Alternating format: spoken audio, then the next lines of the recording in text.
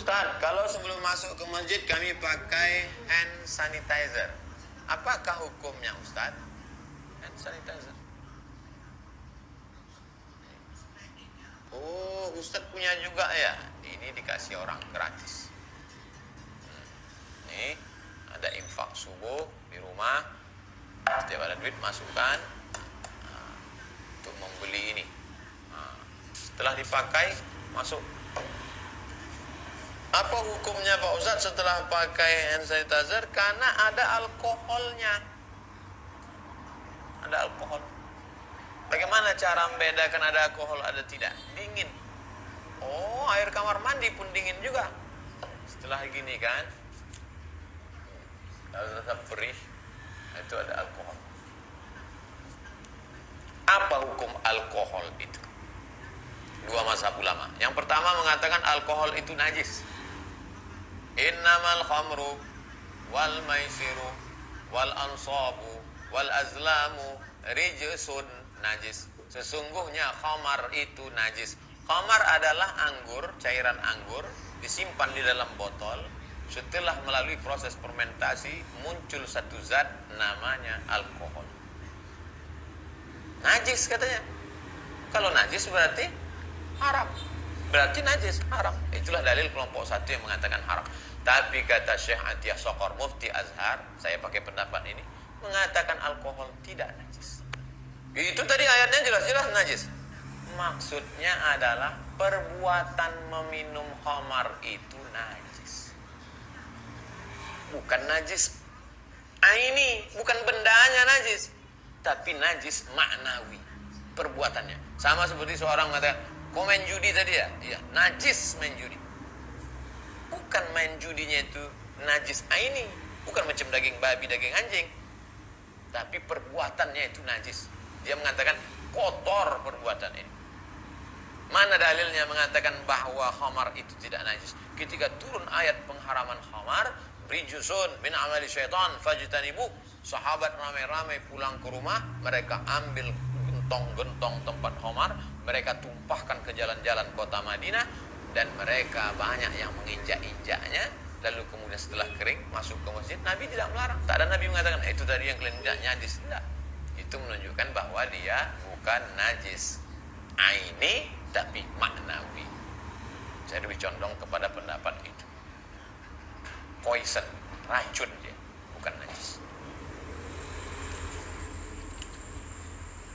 Ustaz, apa hukumnya seorang pedagang ditawar selalu bilang modalnya saja tidak cukup, padahal boleh jadi dia sudah dapat untung? Berarti dia tipu. Tipu kata Nabi, man ghasyana falaysa minna. Siapa yang menipu bukan golongan kami. Oleh sebab itu, ibu, bapak jujur saja. Dulu kalau dikatakan seperti yang dilakukan Nabi Muhammad SAW, ini barangnya bagus, harganya 100. Ini kurang bagus, harganya 75. Ini enggak bagus, harganya 50. Silakan beli. Dulu kalau ceramah Ustaz seperti itu diajak orang. Mana ada pedagang seperti itu? Kalau jualan seperti itu enggak laku lah Pak Ustaz. Buktinya sekarang jualan seperti itulah yang paling laku. Ini buah mangga bagus, 100.000. Ini kurang bagus, 75. Ini yang enggak bagus, 50. Pembeli silakan pilih. Itu yang dipilih orang zaman sekarang. Adapun yang mencampur antara yang tak bagus dengan bagus, dibilangkan murah, pulang ke rumah dibelahnya busuk, apa kata dia? Inilah terakhir aku beli, tak akan. Itu maka umat Islam nih barang dagangan itu tak laku. Kenapa? Menipu. Oleh sebab itu jangan tipu-tipu. Tunjukkan saja, ini sekian, buat harganya, ini sekian, ini sekian. Man ghasyana falaysa minna. Siapa yang menipu bukan golongan Nabi Muhammad, bukan umat Muhammad sallallahu alaihi wasallam. Dari Pak Rafa, Ustadz kalau di bulan Sya'ban saya mulai baca Quran dari juz pertama.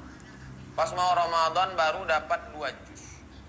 Ini namanya gaya slow. Apakah saya mulai dari juz pertama lagi ketika awal Ramadan atau lanjutkan? Lanjutkan saja Pak. Karena membaca Quran itu tidak mesti tengok bulan, Bapak lanjutkan saja khatam. Jadi baca Quran itu yang dikejar adalah khatam. Imam Malik bin Anas kalau sudah masuk bulan suci Ramadan, ditutupnya kitab hadis, mereka fokus pada baca Quran. baca Quran di bulan suci Ramadan mengejar khatam. Makanya ulama itu karena Muhammad bin Idris Asy-Syafi'i yakhtimul Qur'ana fi Ramadan 60 khatamah. Imam Syafi'i 60 kali khatam. Jadi bulan suci Ramadan orang ngajar banyak-banyak khatam. Saya Pak Ustaz baca Quran tuh harus saya baca tafsirnya, itu di luar Ramadan. Kalau di dalam Ramadan mengajar banyak khatam, tapi tetap jaga tajwidnya.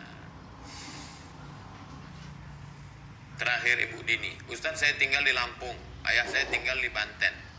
Sahkah pernikahan saya ketika saya menggunakan wali hakim karena ayah kandung saya tidak mau mewalikan anaknya? Ibu nikahnya jangan nikah di catatan sipil, jangan nikah dengan wali yang tak jelas, nikahlah dengan wali kantor urusan agama. Pak Gua, ayah saya di Banten, dia tak mau mewalikan, jaraknya sudah lewat jarak qasar sholat. Berapa jarak qasar sholat? 89 km, 2 marhalah. Maka oleh sebab itu ada kebijaksanaan. Dan sekarang saya kasih tahu kepada anak-anak gadis yang wali bapaknya tidak mau mewalikan, ada kabar gembira untuk kalian. Di kantor pengadilan agama ada formulir khusus diisi untuk bapak-bapak yang tak mau mewalikan anaknya. Kalau si bapak tidak mewalikan anaknya itu karena sebab agama, maka bisa dialihkan ke wali hakim. Tapi kalau karena sebabnya betul, tak bisa dialihkan. Kenapa bapakmu tak mau? Karena suami saya pemabuk. Nah, itu tak bisa. Karena bapaknya baik. Tapi kalau kenapa bapakmu tidak setuju? Karena suami saya miskin, susah. Nah, itu termasuk penyebab yang menyebabkan bisa beralih perwalian ke wali hakim. Hakim yang menetapkan, menentukan. Fasultan waliun man la waliyalaha. Wali hakim menjadi wali bagi perempuan yang tak punya wali. Wallahu a'lam bishawab. Itulah kajian kita malam ini, mudah-mudahan bermanfaat. Terima kasih segala perhatian. Mohon maaf segala kesilapan dan kekhilafan. Allahumma 'allimna ma yanfa'una wanfa'na bima 'allamtana. Ajarkan pada kami yang kami tidak tahu, yang sudah kami tahu dibuat bermanfaat untuk kami ya Allah. Allahumma dafa'na al-ghala wal waba wal fahsya wal riba wal zina wal munkar. Selamatkan negeri kami dari malapetaka, bencana, musibah, khusus wabah corona ini. Waj'alna minas sabirin, jadikan kami orang-orang yang sabar. Waj'alna minal khashiin, jadikan kami orang-orang yang takut. Wassallallahu ala sayyidina Muhammad wa ala alihi wasallam. Walhamdulillah rabbil alamin. Besok kita ketemu lagi dalam pembahasan khusyuk dan tawadhu. Terima kasih. Wassalamualaikum warahmatullahi wabarakatuh.